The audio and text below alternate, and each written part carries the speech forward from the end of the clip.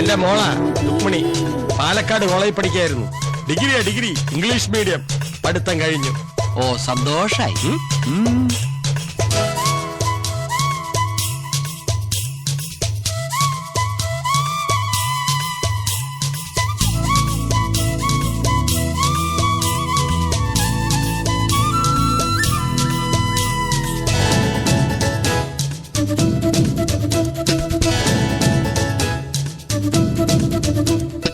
ചെല്ലമണിച്ചിരിയിലെ ചിത്രവർണ്ണ ചിലമ്പിലെ മുത്തുകൊരുത്തെടുക്കാൻ കൂടെ വാ.